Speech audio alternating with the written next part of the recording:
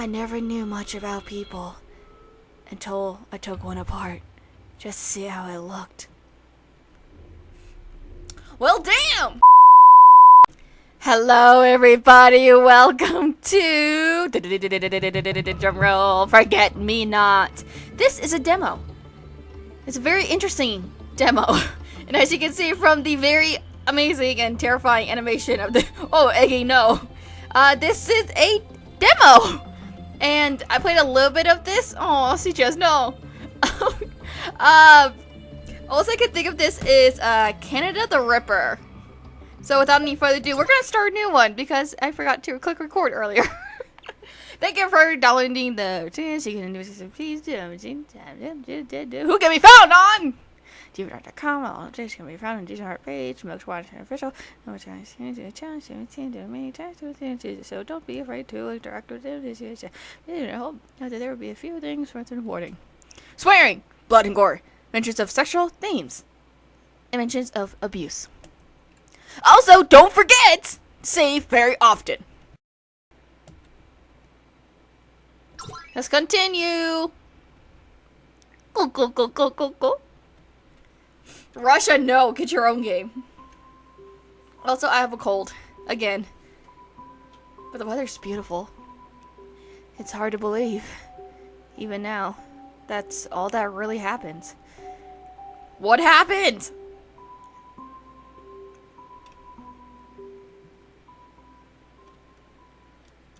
Well, if I'm going to figure out where he's gone and finish what I started, better get a move on. Hey! It's one of those Mother Goose poems. Jack and Jill went up the hill to fetch a pail of water. Jack fell down the well and drowned, and Jill ran home soon after. Jack's body had begun to rot. After a few days went by, it contaminated the water, which caused the whole town to die. That's not how I remember it going. Ugh.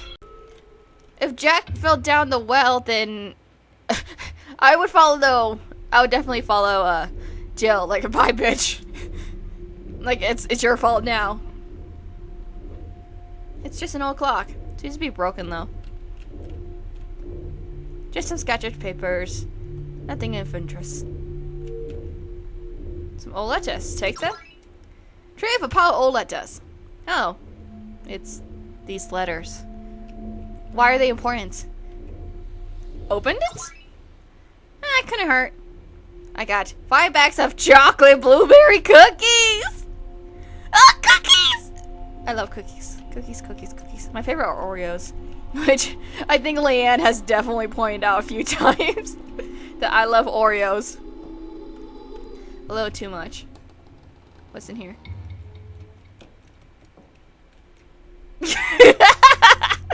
This is how I pee. Just standing on the toilet. Standing on the toilet. And the door's locked. Of course, somebody would have locked all the doors before he left his house. Well, let's see. I'll probably have to be finding keys all in the other rooms, like Hetalia, except, you know, probably no death. Hopefully, no. So I should be on the lookout for keys. Let's check in here. Oh. I'm on your bed! Haha! Save. How are these flowers not dead? Are they fake? This couch is nice and comfy. Boing, boing, and bouncy. Wonderful thing about tickets. Tickets for wonderful things. The tops are made of rubber. The bottoms are made of spring. They're bouncy. Fun. The wonderful thing about tickets is I'm the only one. Does anyone remember that? Oh man, I feel old. Nothing to see here. Moving on. It's an empty dresser. What they frickin' do? Got a roll of papers. Yes, maybe former guests left them. Wonderful thing about tickets. Tickets are wonderful things. Why is that stuck in my head? Oh. Hello? It's of old notes filled with world meetings. seems kind of careless to leave them out like this. There's nothing of use in here. What's this way? Oh. Couch!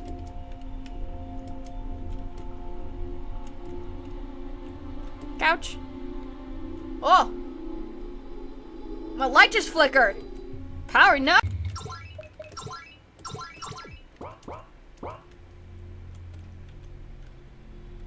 What's in here?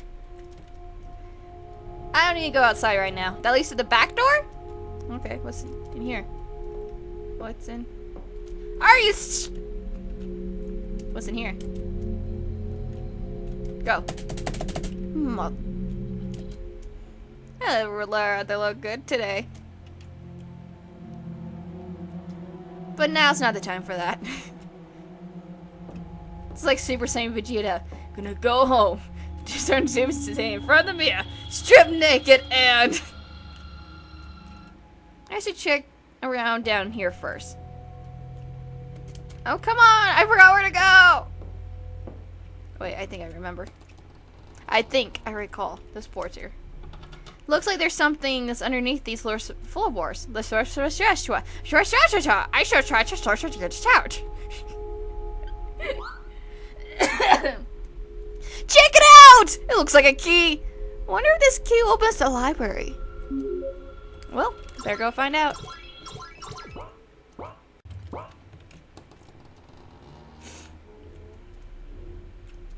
Now I should be able to open this door. Yay! Is that? It is! It's my old journal! Oh man, I remember writing this for what seemed like hours on end. I have a journal. I haven't written it in quite a long time. It was like my one safe place. Just me and the blank pages. I wonder what kind of condition this is in after all this.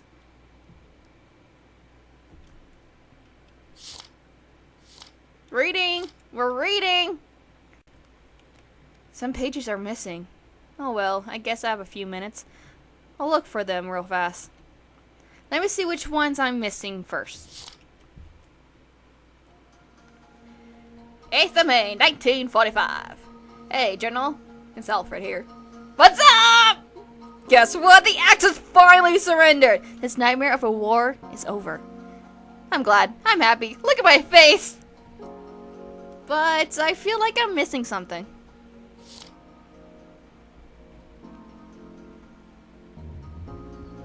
"12th of May, 1945. It turns out that one thing we've been missing this whole time has been my brother. I feel awful. But I apologize and he seems to forgive me. Which is great. Though, something about him seems a bit off. When I hugged him, he grips seems a bit tight. Oh well, I'm sure he's just lonely.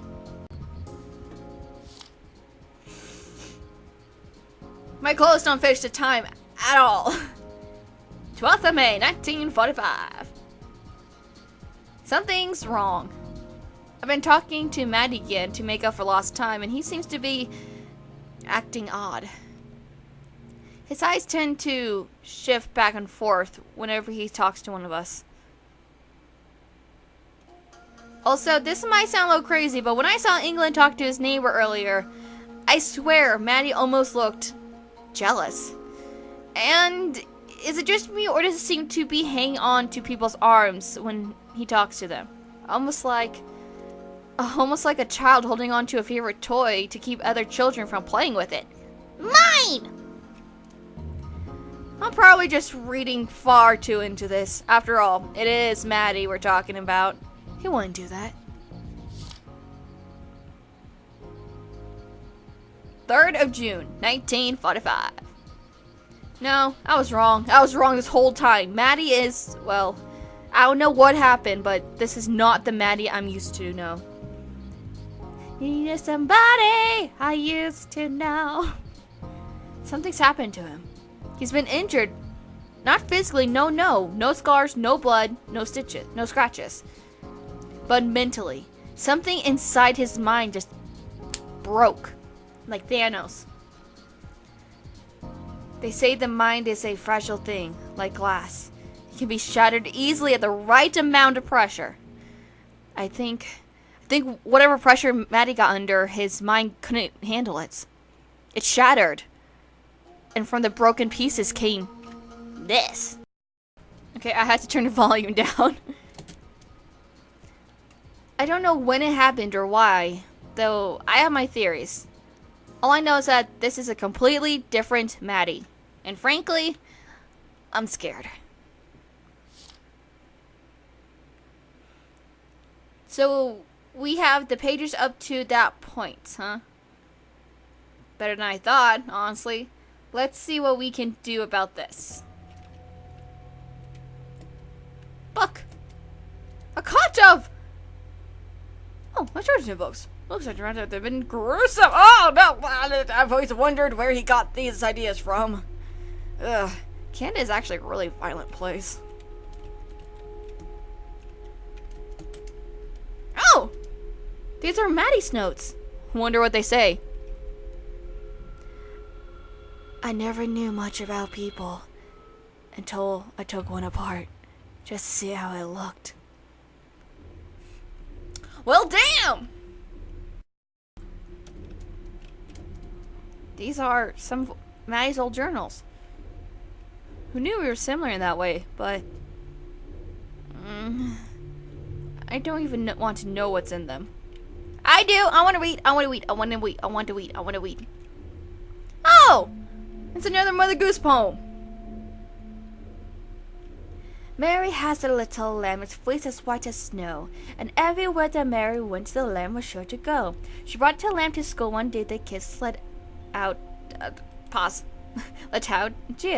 The children took her lamb away, and Mary soaked in tears. Mary had a little lamb, its fleece as red as blood. She took its little body home and swore she would hurt them good. Mary knew that lamb's blood called things ancient, hidden, and deep.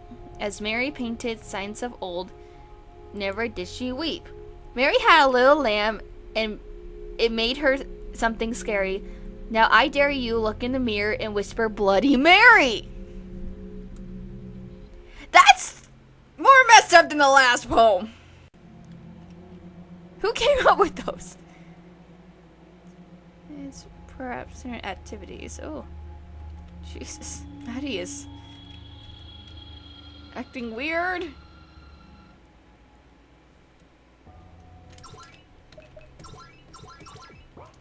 This is getting really weird.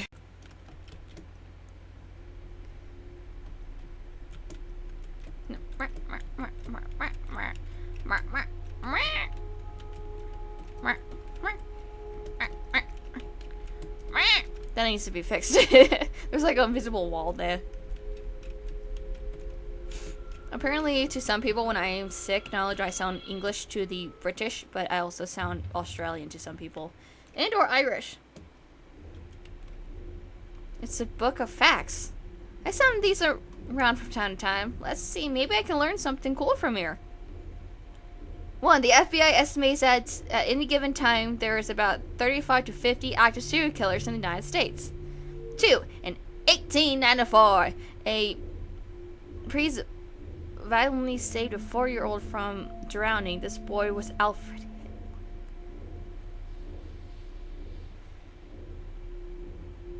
We don't talk about him! Ted Bundy, my favorite! The infamous serial killer used to work for a suicide hotline. Continue reading? Yeah. Harvard Professor Raj Fisher proposed putting the nuclear launch codes inside of a volunteer, meaning that the United President would have to kill the person to retrieve them.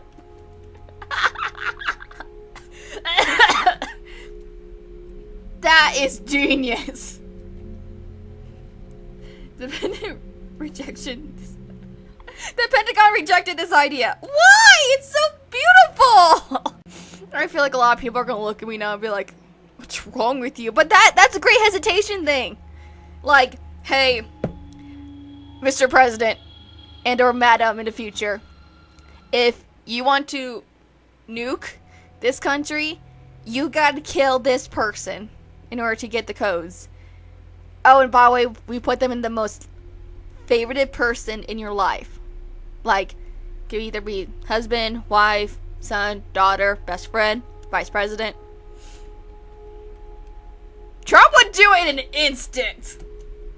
I did not read that one. It includes the days before the assassination of both JFK and Abraham Lincoln. I got some ribs in my teeth. If you're over the age of 25, you're officially peaking at the number of rich you'll have for the rest of your life. You're officially getting to be more lonely. Continuing. Killing spiders makes their genetic pool much sneakier. If zombies attacked tomorrow and killed off the slowest, dumbest people, the human race would become faster and smarter. That fall, if you smash a spider, you're most likely just rid of the dumbest one in your house. Which allows the smartest spiders to hide in the shadows to hook up and make lots of baby genetics. Oh yeah! In 1921, a Scottish woman named Margaret Dickinson was hanged for killing her illegitimate baby slowly after its birth. As the court took her body away, she woke, very much alive. As her sentence has been carried out, she was allowed to be free. This led to the term "until death" being added to Scottish law in the case of hangings. Why not just make sure they're real dead? Like, oh, you showed that they're dead. Oh no, let's just stab them. Yep, they're dead now. Hall of Fame boxer Sugar Ray Robinson backed out of a fight because he had a dream that he was going to kill his opponent in the ring. After a priest and a minister convinced him to fight, Robinson went into the ring and killed his opponent, Jimmy. Oh, shit. Fuck. This is interesting. In the original Cinderella story, the heroine chops off her stepsisters, puts their bodies in a jar of food, and sends it to her stepmother to eat. After finishing the food, the stepmother discovers a skull at the bottom and probably dies of shock. Smile mass syndrome is a physiological disorder, especially prevalently in Japan's served industry. Shit. This one's depressing. Bacon can have the same effects on the human brain as crack cocaine. Well, bacon is addictive. It can overwhelm the pleasure centers of the brain, making you need more and more of it to be satisfied. I need my bacon. If I don't get my bacon, I'm gonna be a cranky little noodle. When threatened, Fulmer chicks will vomit sticky orange oil at the predator. What the frick? It glues together and the feathers of the other bird so it can't fly. That makes me want to throw up. Well, that was kind of depressing, to say the least. That was interesting. I like the Tim Bunby one. My favorite is Ed Gein and Ron Rose. These are Maddie's notes. I wonder what they say. Oh yeah, I already read that.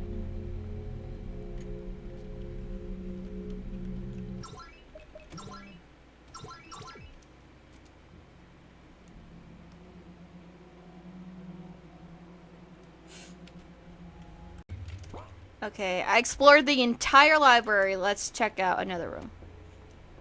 Maybe upstairs? Really? Okay. Picked up another key. Cool. What's over here? There's another storage room that's locked from the inside, though. I could probably get in through the kitchen. Is another loose floorboard, so I should check for a key.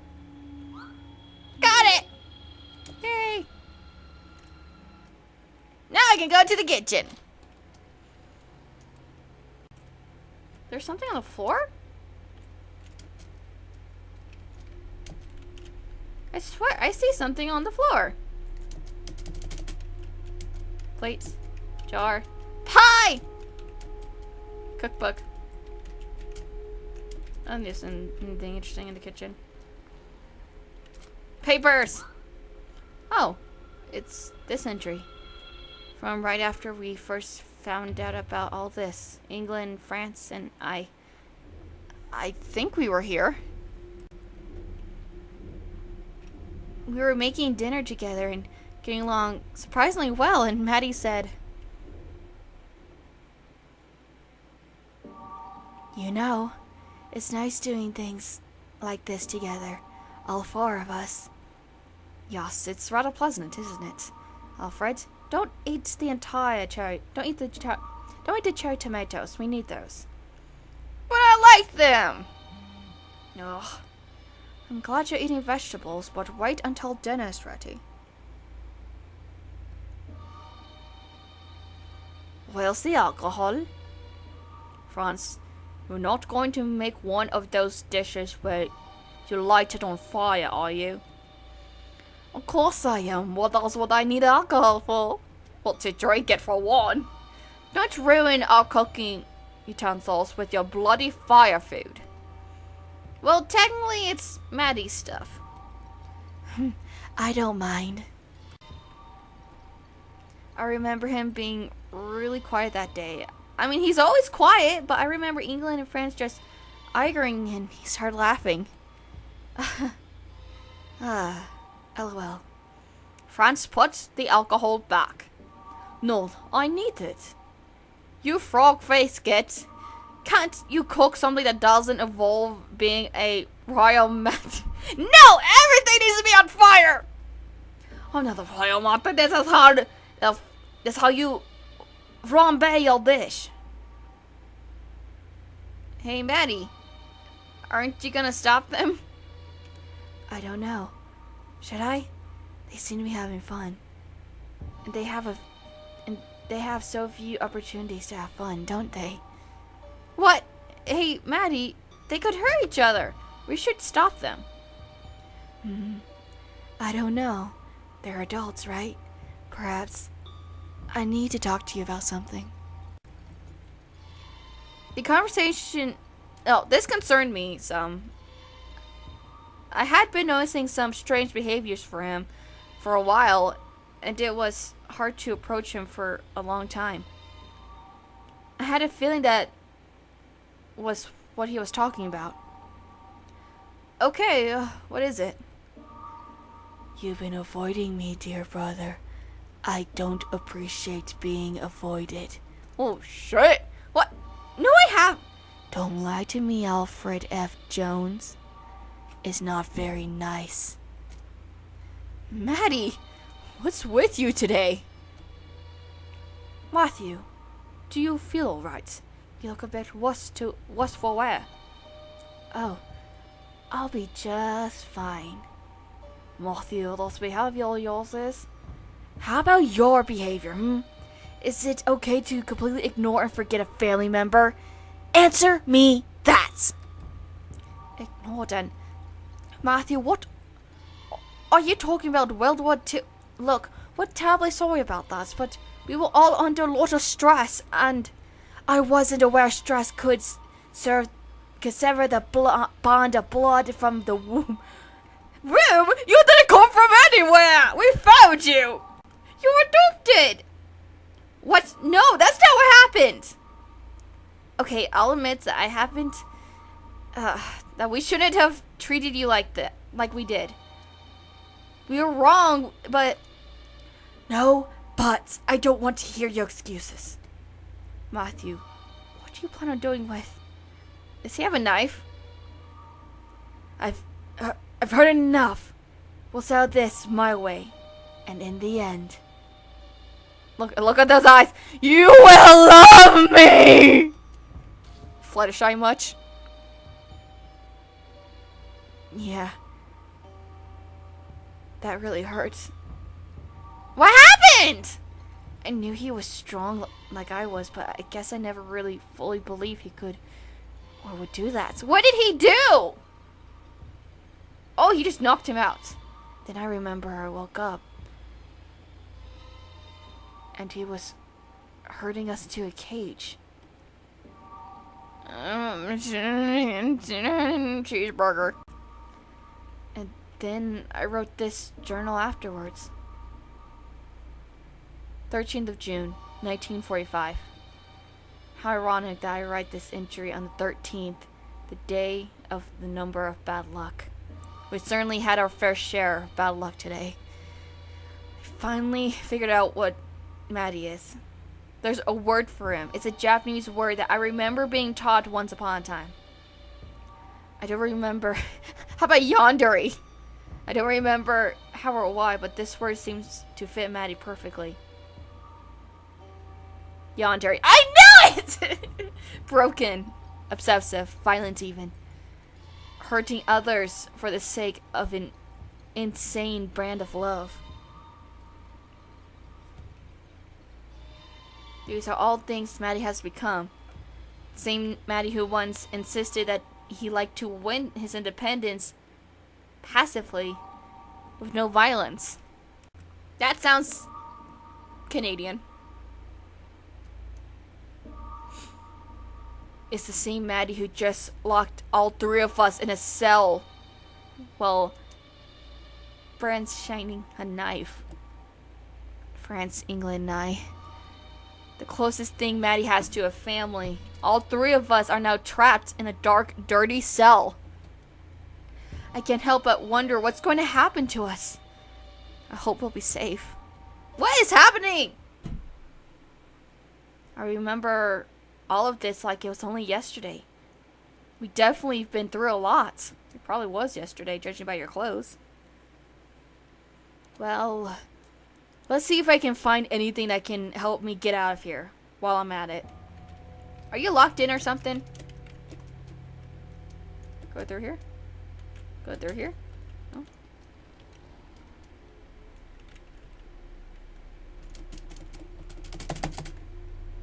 I don't do anything. What's over here? Let's look right around the kitchen before going in there. I already looked! I looked in there, looked there, looked.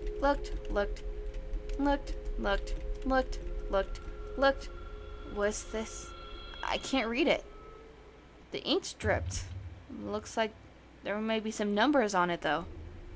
I'll keep it and look at it again later, I guess. I picked up a piece of paper. Let's see. Where else can I look? Oh, this is what you meant. Okay. Excuse me.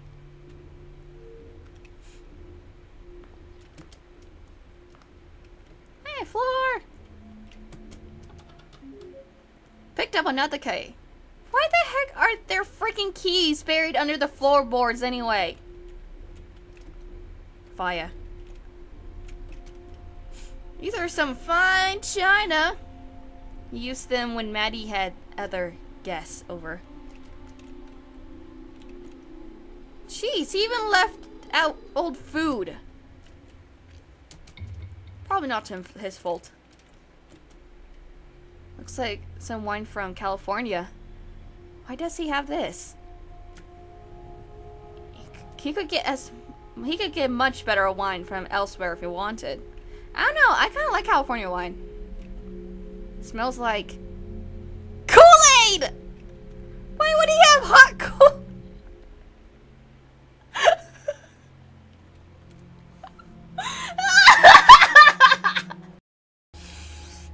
So if anyone doesn't remember, I'll link in the description if I can find it. But there's this old video, like a few years ago, of this, like, British brothers, and one of them said, like, "What you drinking?" The other one's like, "I made a pot of hot Kool-Aid."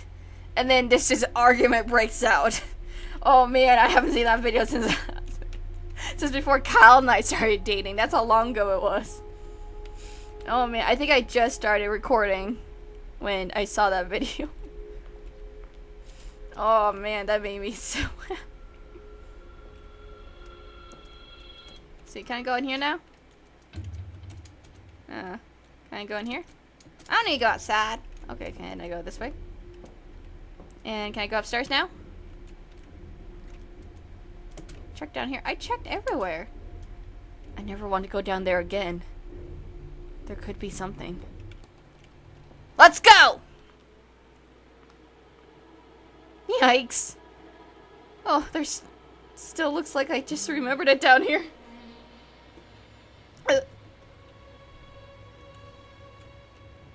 The memories. I feel like I'm being watched.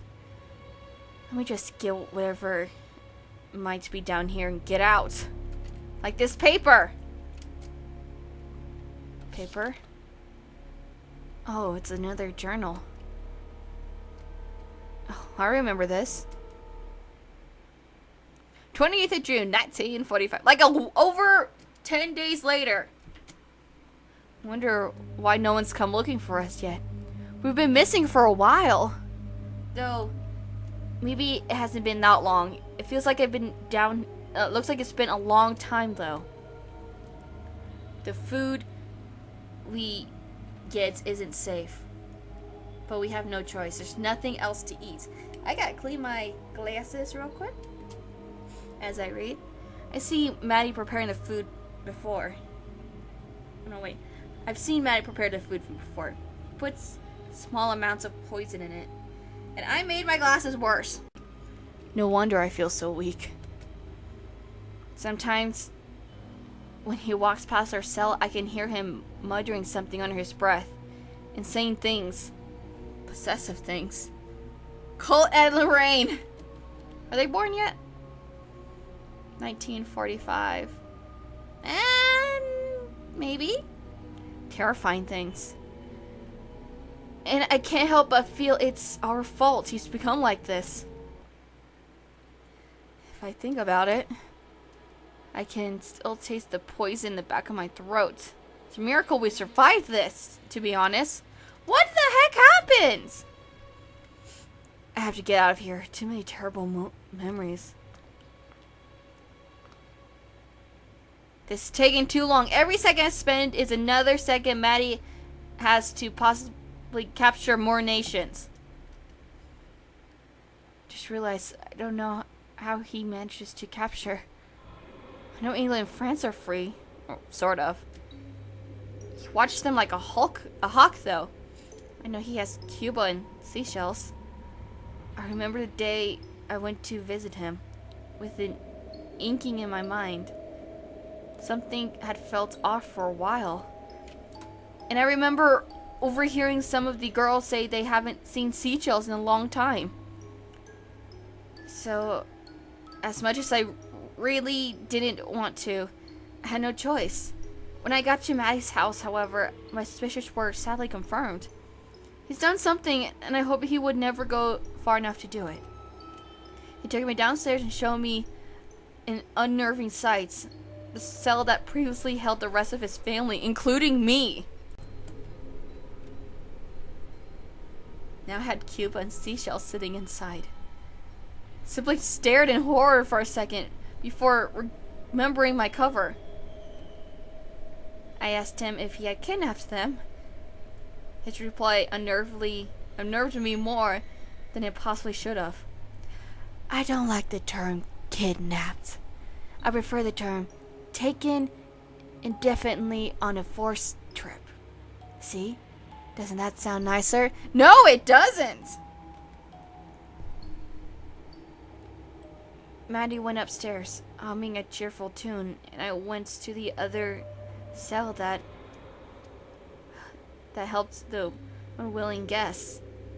Cuba at first tried to ignore me, but seeing as how I was obviously more mentally sound than Mattie, one of the few people he thought he could trust, he opened up to me, if only slightly.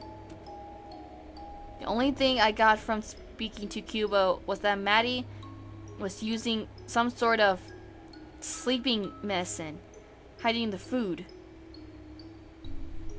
and drink that he gave to the people, and then dragging their unconscious bodies all the way down to his house, somehow never getting caught. After that, he just wrapped his arms around his knees and laid down his head. muttering things about dreams. I went over to see Jules, who immediately began to cry silently when she saw me. She began to talk fast. I barely caught everything she said. It was also in a French accent. And then the fact that she was scared and confused. I tried to comfort her as best I could, but I knew it. Mattie was coming down the stairs. I had to apologize and walk away before I ruined my cover. Possibly got her in trouble as well. Letting go of her hand that day was one of the hardest things I have ever done. I hope he's okay. I hope everyone's okay. I should check my ice room next.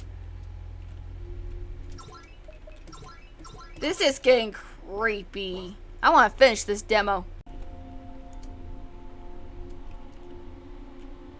My ice room's the other way. Well, how the balls should I know that?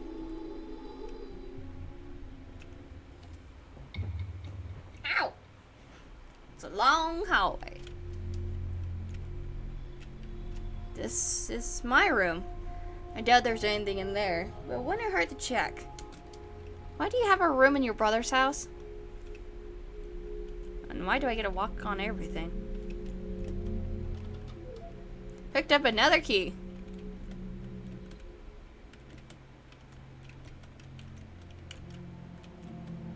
I remember reading this. It's called The Hangman. I don't remember the ending though. Well, wouldn't it hurt to read it, right? When through the town, the hangman came and called the empty streets by my name, and I looked the gallows soaring tall and thought, there's one left. There is no one left after all. Whoa. What? My brain. And so he called to me to help pull down the gallows tree. And went out with right good hope to the hanging man's tree and the hanging man's rope. He smiled at me as I came down to the courthouse square through the silent town and stumbled and stretched in his busy hand as a yellow twist of the hempen strand. I never read this before. I skipped a part, oops! You tricked me, hangman, I shouted then. That you're a scoffing bitch from... And I know henchman of yours, I cried. You lied to me, hangman. Fully lied. I lied to you, tricked you, he said. Not I, for I answered straight and I told you true. The scaffold was raised for none but you. He tricked you to just hang yourself. For who has served me more faithfully than you with your for your coward's hopes? And he said, and where are the others that might have stood side by side in the common good? Dead, I whispered ominously. Murdered, the hangman corrected me. First the alien, then you.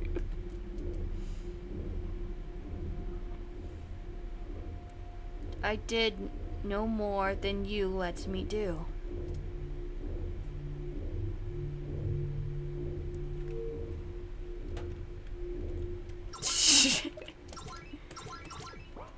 Jesus!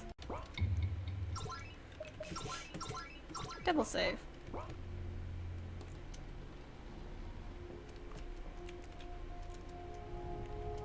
This isn't the way to Maddie's room. Is it this one? It's this one. Is it? Yes. It should tell you at the top. Last night, I woke to the sound of someone crying. It was like an eerie sound, surprisingly loud as well. Though I wanted to check it out, I was a bit scared and tried to ignore it by hiding under the covers. Today at breakfast, I told my roommates all about it. It was me, she replied. What a relief, I thought. I was crying because I saw a thing watching you while you were asleep. What? Mattie has really odd taste in books. I know he's crazy, but still.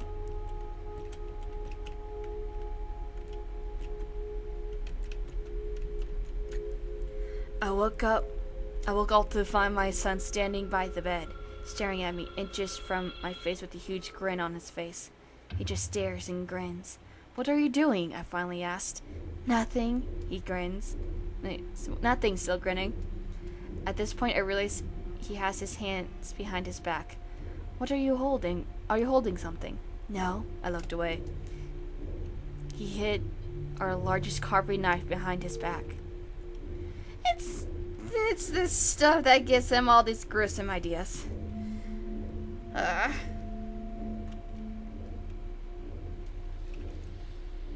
It's a map. Some of the countries have red marks all over them. Okay. It's food or mold. I can't tell anymore. Why do we leave this here? Fun fact. Last week I came home late and I was hungry. I was starving. And I thought I'd make some spaghetti before going to bed. I started the water to start boiling. I got the noodles already. I opened a jar of sauce that I had in the fridge, only to find a big puff of mold on the lid, on the inside. So I threw it away. I emptied the water. I threw away the cracked pasta, and I got pissed. So I went to Taco Bell. Journal. Oh, it's a whole stack of journal entries here. Let's see. 1st of July, 1945. Canada and Hong Kong's birthday. It's Mattie's birthday. He spent the entire morning down here trying to get us all to sing happy birthday with him. Needless to say, no one was really in the mood. Come on, guys, just happy birthday, England, I swear to God. He seemed to pout a little bit before saying he was going off to get himself a birthday present. And then he came downstairs dragging one of our younger adopted brothers down by his ankle, unconscious, with a birthday hat on his head. We never saw Hong Kong again. I remember how excited I've been to celebrate his birthday with him. Once I remembered him again. Now everything's changed.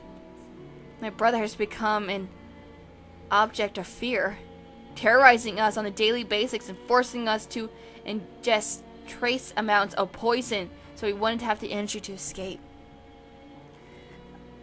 The worst part is he's not showing this side to anyone else that I know of. Which means we're all alone with no means of help. We'll have to help ourselves if we ever want to escape the cell. I have an idea. In all 3 days, I've put into efforts. 4th of July, 1945. It worked. We're free! On my birthday! For now. Since it was my birthday, Mattie told me that I could have some cake. He laughed a bit and said he's gotten chocolate, my favorite. He also looked like Mattie again when he laughed. When he left to go and get it, I told England and France my plan. They were reluctant at first, but with a little persuasions, they agreed to play along. France found an old dagger of his stuffed in his coat pocket, and gave it to me. After making me promise not to actually hurt them, I agreed. When Mattie came back with the cake he was going to give me, it probably had been poisoned too. France and England flew in hysterics instead that I was terrifying them, and they demanded I be removed. Look at that grin! Mattie gave me an oddly cold and calculating look before asking me what I'd done. They're holding each other like, "Oh, what talk to me?" From our deranged child. I don't remember exactly what I said or did. Most of the day has been a blur of craziness. Probably waved Francis' dagger a bit for effect. But in the end, I managed to convince him that I was like him. Broken, crazy, cold, a yandere like him. Mattie seemed delighted, which surprised me. He said that it was a lot of work to do on his own, and he was grateful to have some help. Oh, what kind of help? And then he opened the cage and let me out, before setting the ground rules. He said that he didn't really mind the other nations having relations among themselves, as long as they all loved him the most. I said nothing, not wanting to ruin the progress I just made. He also said that while he tolerated relationships among the nations, no humans deserve to have them. He held his knife up, almost as if inspecting it in the light, and said, "If they touch them, they have to be removed. You understand, don't you?" A cold chill went down my spine, and I just nodded mutely. Mattie then looked at England with a twisted smile and said it with a voice as thick as honey. "I wanted to look for your neighbor, by the way. She's taking a permanent vacation." England stared in shock and horror for a moment before burying his face in his hands. England used to be very close to his neighbors. Mattie watched for a moment before England started to cry, then turned to me with a frown and a sigh. "Ah," he said, looking down the knife. "He's upset.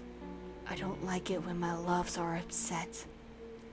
I was finding it extremely hard not to make any comments that would ruin my cover, so I just nodded and sighed as well, as if also disturbed by England's tears. I was, but not in the same way. Next, Mattie informed me that Ivan was in on this too. That surprised me, to say the least. I always knew he was cold and broken too, but seeing the way he acted to Belarus when she had flown into one of her love tantrums, I would have thought he had avoided Mattie like the plague. I mean, I know I would. It's not the case, apparently, because what Mattie said next was what he and Ivan had agreed to divide up the world. I explained it as such. If Ivan gets half of the world to become one with him, I get the other. Then, if we are also one with each other, we'll have the whole world. Isn't it amazing, Alfred? He looked at me with such a crazy look in his eyes that I almost jumped, mutely, forcing myself to stand my ground, and nodded. He smiled and closed his eyes for a second, as if composing himself. When he opened them again, he almost looked the way he did when we were younger. Friendly, cheerful, kind Mattie who would never hurt a fly. Of course, I knew better. I knew that version of my brother was dead. Then he turned to England, who was still crying, turned his back to us to persuade what dignity he had left to preserve, and France, who was watching this whole thing with a look of utter terror on his face, and pointed a knife at them, making France flinch. "Hey, you two," he said, his voice laced with warning. "You two will be good, right? You won't go spreading anything you've seen or heard today, or anytime you were here, to anyone else, will you?" Seizing an opening, France shook his head violently and nudged England slightly to get him to do the same. Weakly, England shook his head a few times, not turning to face us. Mattie smiled and tucked his knife in his pocket, before unlocking the cell yet again. "Okay," he chirped in a voice that sounded almost innocent. "You're free to go then. I love you." France scrambled out of the cell, dragging England along with him. The two of them ran up the stairs and out the door faster than I thought. Faster than I think I've ever seen them run in my life. I was about to follow them, but I felt a hand on my shoulder. On my shadow. "Not so fast, Alfred," Mattie muttered quietly. his dangerous tone returning and his eyes turning dull, almost like a doll's eyes. You and I have work to do. 1st of March, 1950. Jesus. It's so hard to just play along with this, acting like every new number added to the body count brings me sick and twisted from joy. Acting like the stench of people soon to be forgotten doesn't turn my stomach. Jesus, what's happening? What? Acting like I share Mattie's new obsession. Acting like I don't want acting like I don't want my old brother back. It's torture, and there's nothing I can do about it except sit by and let it happen. I don't want it to happen. I wish everything could go back the way it was, when I wasn't afraid to look my own brother in the eyes. How many people, how many humans have died by my hand? Not directly, but in being a bystander. I let the harm come to them. How many souls am I responsible for? I never wanted it to be this way. Yeah, that's the on diary for you. 18th of May, 1950. Kiku, I'm so sorry. I screwed up. It's been an eternity since I felt safe enough to talk to any nation outside of the three of us that know my secret. I think it's been about 5 years since the day I was let out. Maybe a little less. Either way, I decided to chance a visit to someone I haven't talked to in a while. Kiku Honda, nation of Japan. I went to visit him since the war was over and I wanted to know more about him. He's mysterious. Well, you did kind of blow him up. Anyway, talking to him was nice until he asked me where I'd been for a while.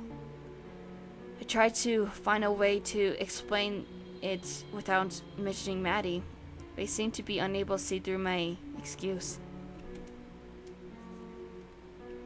Eventually, I had to tell him. He said he wanted to see it for himself, and, well, what was I supposed to say? I agreed, only for a minute. We snuck into Mattie's house, and I showed Kiku the basement. It was nerve-wracking, being down there again. It was a mere glance at the cage made my skin crawl. I mentioned to Kiku that we should probably leave, that Mattie had a strange and disturbing habit of popping up right when you don't want him there.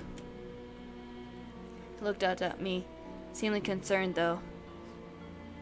I couldn't tell if it was because of what I said or what he's seen. He began to say that I was right and we should go. Felt like an ominous presence behind me.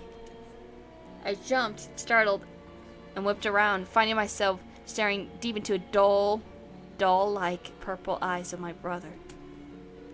Well, what's Kiku doing down here? He said, a quiet voice dripping with poison. He'd thrown away the innocent act, probably realizing that Kiku had already figured him out, that there was no sense of putting on the innocent little Mattie act.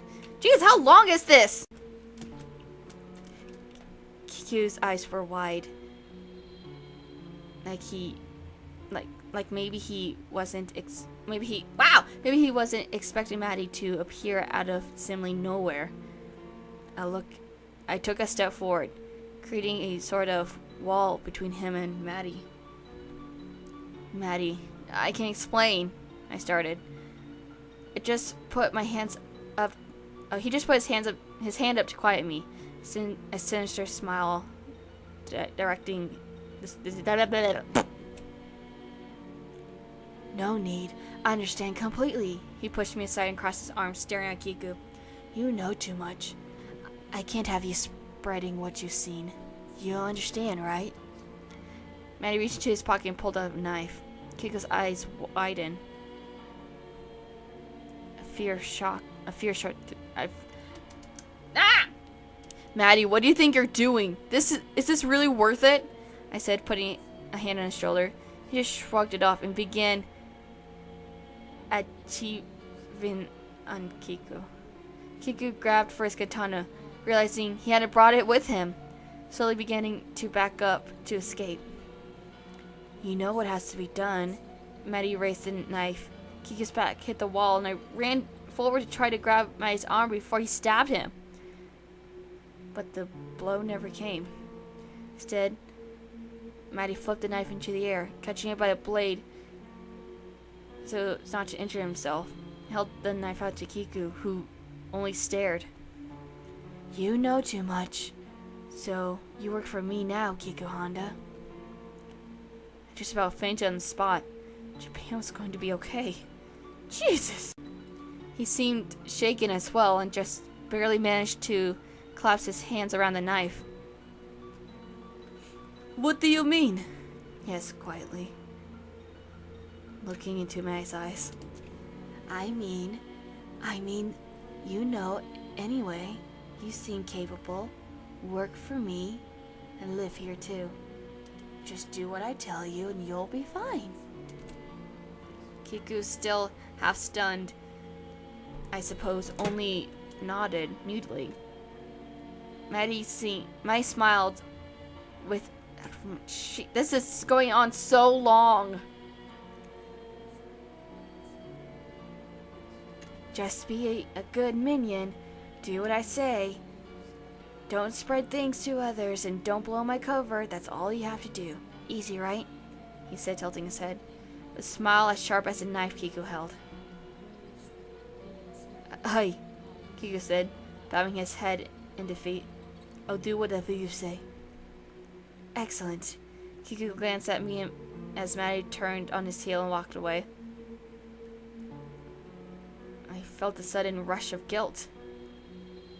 If I hadn't told him about this, he would still be free. I didn't have time to think much about this, because Mattie got to the door, spun around his heel, and smiled before holding his hand out. Come on, you two. We have work to do.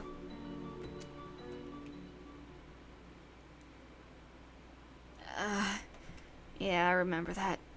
Poor Kiku. Japan! Holy shit! Japan should still be here! I know he had a room here.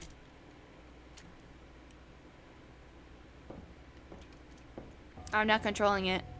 Japan's room should be somewhere on the second floor. I have to find him. Actually, I don't know how much longer this demo goes. So, I'm just gonna pause this here. Thank you guys so much for watching. Keep calm, rock on, and I can't wait to see the rest of this demo because this is creepy. Bye!